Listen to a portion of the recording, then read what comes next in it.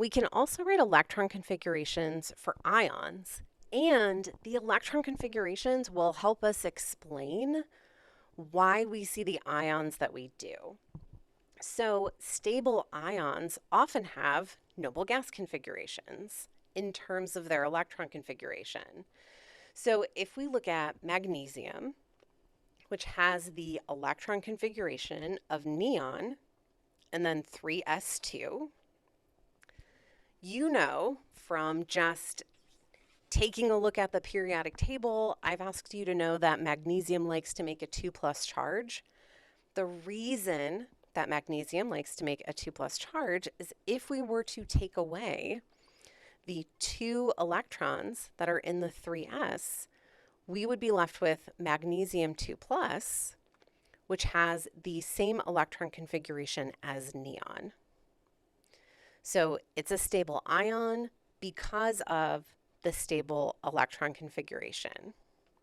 And it doesn't make a magnesium 3 plus because it turns out it'd be really hard to take that electron away from something that has that stable configuration. Just kind of a preview to think about before we go into those trends. So something a little bit closer to the noble gases, sulfur has the configuration of neon 3s2 3p4. If I were to add 2 electrons to make a sulfur 2 minus or a sulfide, I would have neon 3s2 3p6, which is the same as the electron configuration for argon.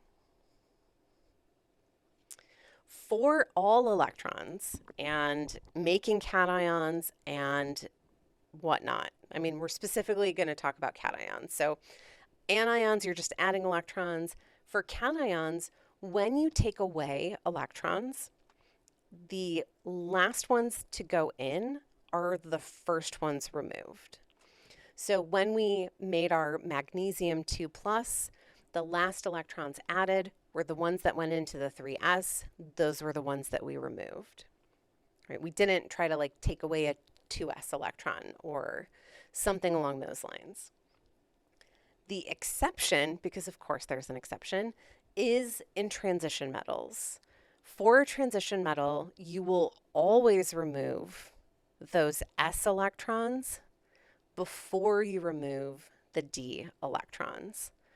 So, right, when we were filling, for example, when we were filling for iron, which has the electron configuration, the shorthand is argon, but then when we got down to that next row, we filled the 4s with 2 electrons, and then we put 6 electrons in the 3d.